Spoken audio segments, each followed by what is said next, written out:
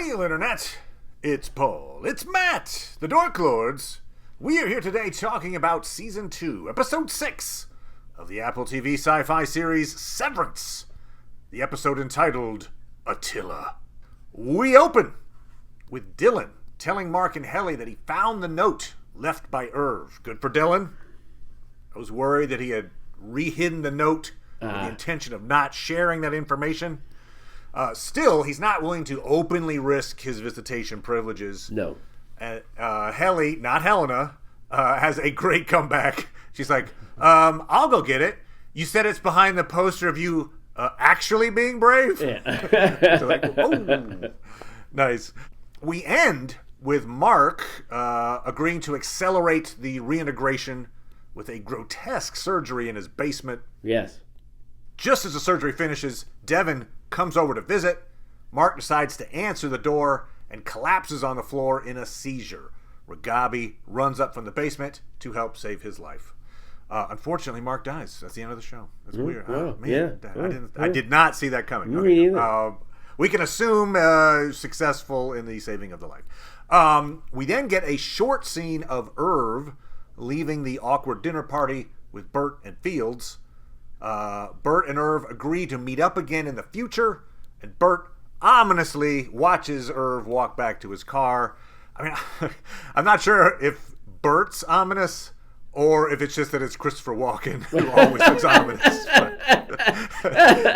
It's like, do you think the director came like, can we try this one less ominous? Right, exactly. Remember, you're happy that you're going to see him again. That's just happy. Let's see happy. It's like, this all right, is ominous. happy. Ominous will do. Yeah. All that said, Paul. Yes. What'd you think of episode 6? So, another good episode. Yeah, and I guess the most sincerely loving episode we've had. Everybody had a little romance there. It's like, and Innie Dylan and his wife. Yeah, and Mark and Innie, Helly. Mark and Helly and Audi Mark and Helene. I don't know that's a two-way street, though. That's weird. We'll talk about I that, think they were generally flirting. Even if, I mean, and that's one of the things that the makers of the show keep trying to, a theme they talk about, how much is passing through, how much is under the surface, even if you're not aware Two of it. things can be true at one time, right? Yes, like, hey, I could be flirting with you, and also I have other motivations. Yes. Yeah, okay. Was there a particular one of these scenes that resonated most with you? Well, no, I think I thought about that one a lot. The one between Helene and in the Chinese, in the diner. Oh, it's hard to see what the upside for her in doing that. He's coming back, She knows of his interest, though, in Gemma, right?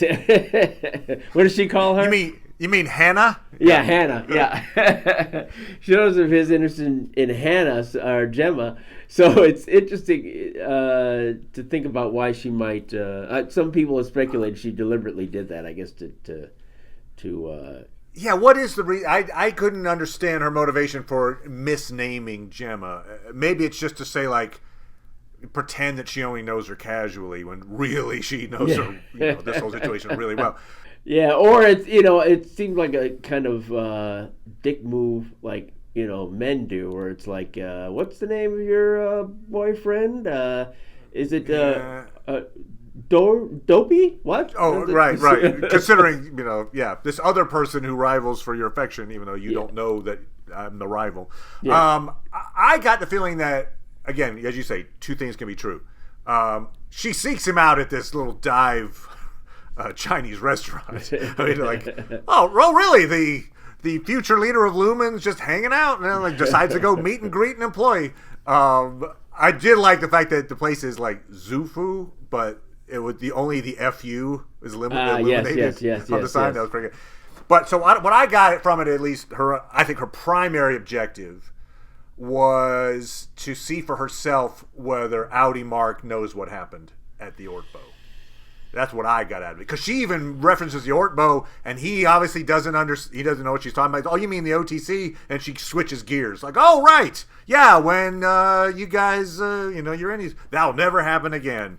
But I don't think that's what she was asking originally. I think she was like, now, I feel like she might do that if she was aware that he was thinking about reintegration, because he shouldn't know anything about that. I think Right. I think that they and her are more than confident in. I don't think there's anybody the only person who took it seriously, reintegration, was Petey, and he's dead. No.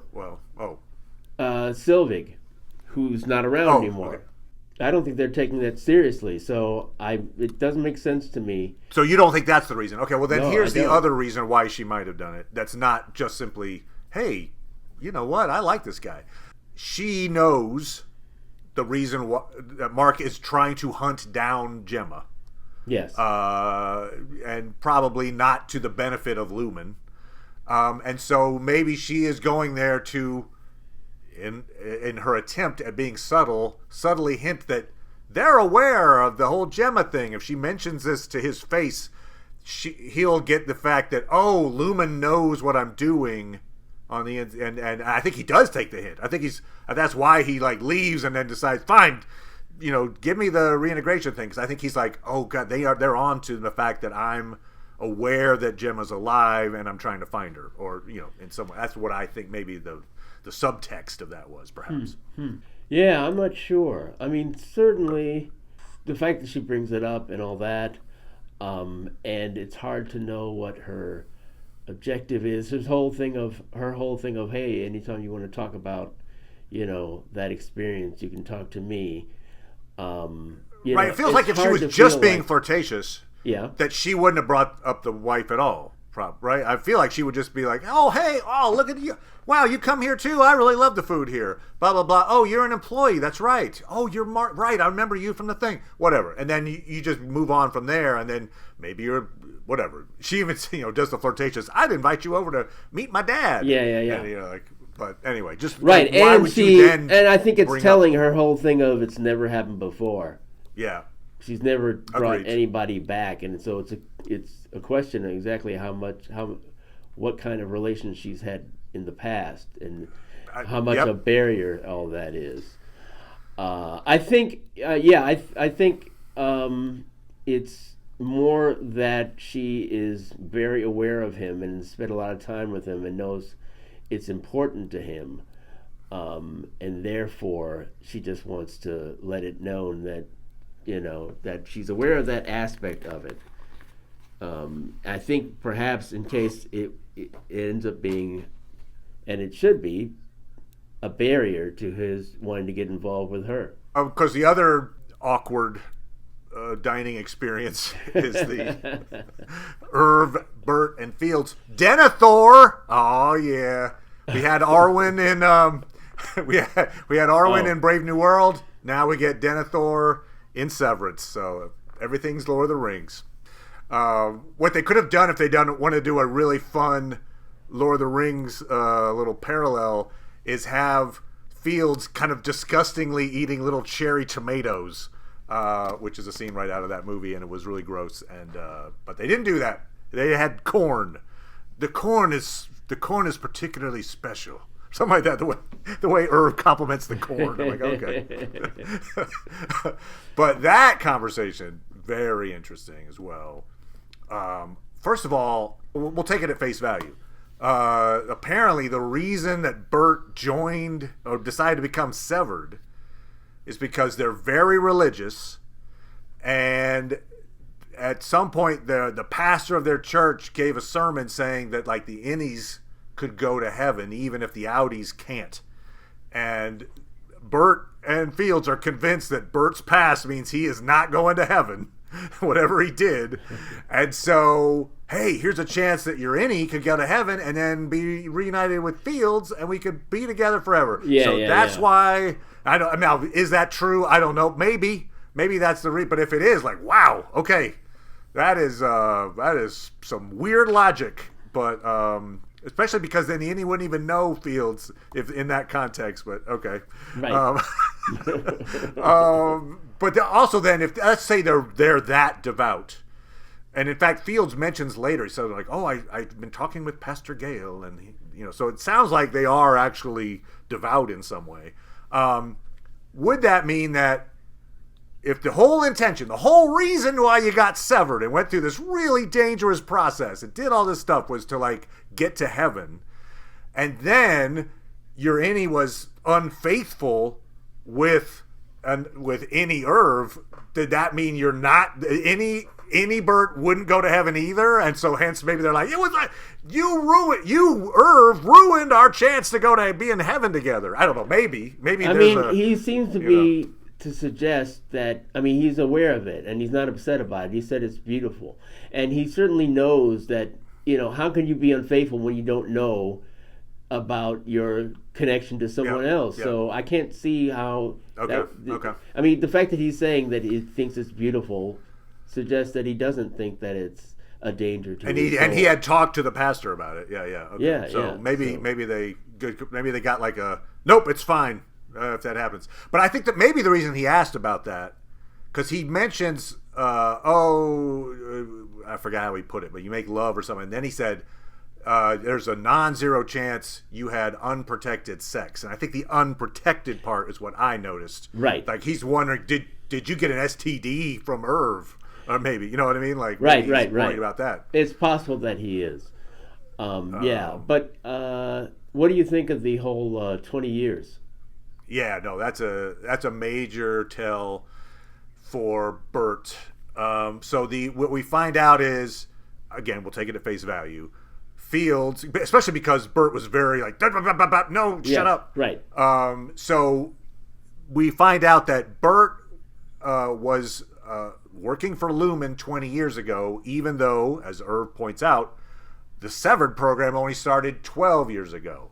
So Bert has been a long-time Lumen employee, and the fact that Drummond picks the moment that Irv goes over to dinner to go break in and spy on Irv tells me Bert is still working in some way, some capacity with Lumen. That's probably the reason Bert invited him over. At least part of it. Again, things could be two reasons, but one of those reasons could have been, hey, you want to come over? Hey, Lumen, by the way, Irv's going to be at my house. You can go spy on him now. Whoop. And then Drummond happens to go over there during that. That makes sense. Period. I made that connection, but that does make sense. But I'm wondering if that the 20 years is correct, and perhaps in the development of it, maybe that was taking as long as 20 years. Right. So it didn't really get phased out until 12 years ago, but 20 years ago they were working on it. They were still working on it. Maybe this church that, because they even said like, oh, we were talking about whether we could get to heaven or not, and then it's almost like Lumen was listening, and our pastor said a thing, and they said Lutheran, but I don't know, maybe Lumen Lutheran, but just to say like, maybe their religion is somehow, cultish regarding Lumen as well. There could be a part of that. But I also find it interesting because we get Drummond verifies what we already knew from season 1, that Irv is spying on Lumen. Sure. And so we've got the scenario where probably at least one of Irv's reasons for accepting the dinner was to go try to get information about this Lumen employee. So he's spying on Lumen while Lumen is spying on him. So it's an interesting, cool duality of like, what are the real motivations behind people's actions? Sure. They do it really, really well. Sure. I don't know how that's going to resolve. They're going to see each other again. But I feel like Bert probably has, I think, sinister designs on, So he does not think highly of Irv in some way. I think he thinks of Irv as a threat to Lumen. We'll see how that all plays out. Milchick first has a few words to say to Miss Huang, where he's like, he knows that she reported him for too many words and paper clips. Yeah. And so he's somewhat brazenly just uses too many words in telling her, you must eradicate from your essence childish folly. Like, okay. He's like putting it out there. Yeah, well, he did it after first threatening her progress. Great point. We find out she's on a fellowship, and he's the one that has to sign off her, what they call wintertide. Yes. So she has to get some kind of badge or certification in order to pass her fellowship. So that's an interesting little side bit there, too. Yeah. But then his atonement sequence is pretty well done. His hands shaking from the paper clips, and then repeating that phrase, the phrase he just used, you must eradicate from your essence childish folly, and he shrinks it to grow into a mirror. Grow. Very self-reflective. It's a metaphor and literal. He's in a mirror, but I felt like he was saying that to himself as well. Oh, sure. So it feels like there's a break coming, even though, I don't know, we thought that earlier, and then he got reprimanded, and he kind of came back into like, okay, we're going to get these guys in line. But man, it does feel like he's not lovingly on board with Lumen. He's being held at Lumen either by fear or by, just like, oh, this is my job, so I'm doing it.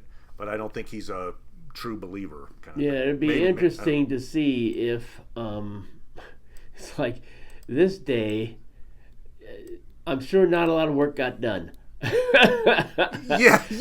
A great point, because Miss Wong is supposedly in charge of the floor. Meanwhile, Helly and Mark are having sex. Yeah. Dylan is obviously doing his Audi visitation. So there's like, very. I'm like, does work happen on this floor? She gets written up for that. I don't know. Maybe. Well, I mean, but he's ultimately responsible, though. So, right, if he went off to do that, he could have been doing all that flagellation on his own time. Yeah, so Mark confesses to Helly after having talked to Milchick last episode, when Milchick threatened him, basically saying, hey, I know you had sex with Helena, and so I'm going to hold that over you. I could tell Helly at any second. Yeah. So I think Mark decides, okay, I'm going to come clean, and that way we've resolved the situation, which is great. Well thought, Mark. Yeah. But what he says, we shared vessels. Yes. That was a great. What a weird ass way to put it. But anyway. Then she obviously feels very violated by Helena, and so then she decides to initiate her own sexual encounter. They make this impromptu tent in this workroom. Yes, they do. And so they seem to be back on board. They're like teenage kids, essentially. Yes. And so the attempt to drive a wedge between them has not worked at this point. Right. But then we still have Innie Dylan, and he has this passionate kiss with his wife, and his wife goes home and then tells Audi Dylan that the meeting got canceled. Yeah. And then we get Innie Dylan's line, I wish we could really be together, like all the time. Yeah. And you're like, on another show? That sounds like a sweet sentiment. You just share on a date. You know what? I wish we could do this all the time. On this show?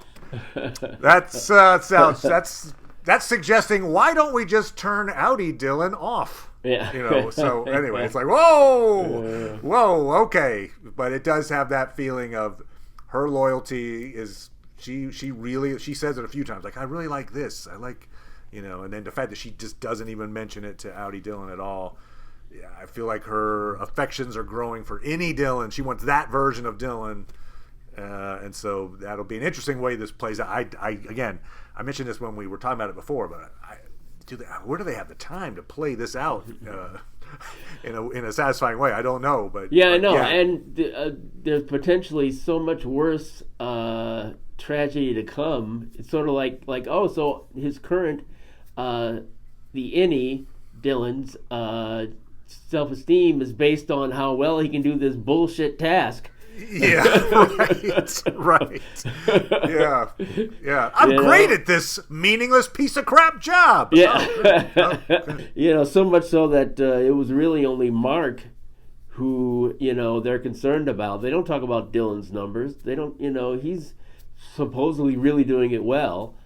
And so, they're not talking at all about his numbers. When they fired him from the company, it was only because of Mark that he got brought back. Yep. Yeah, right. He owes it all to Mark. I'll throw this out, this idea. Instead of like, one solution to this could be reintegration. Oh, look, it's worked with Mark, and Mark suggests it to Dylan, and Dylan reintegrates. Okay, that could be a solution. But what if instead you had a scenario where they just switch Innie and Outie? And so Outie Mark is now, you have to do the Lumen work. And Innie Mark gets to share, or excuse me, Innie Dylan gets to hang out with the family. That would be a very, macabre kind of switcheroo. Sure. But it's out there. Something that could happen, I guess.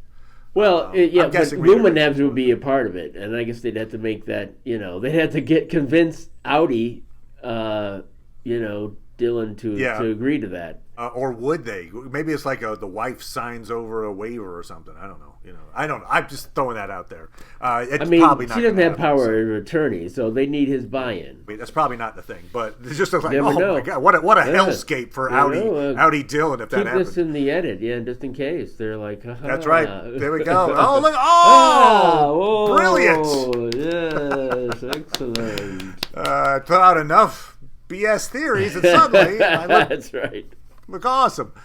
All right, so we will be back talking about episode 7. Yes.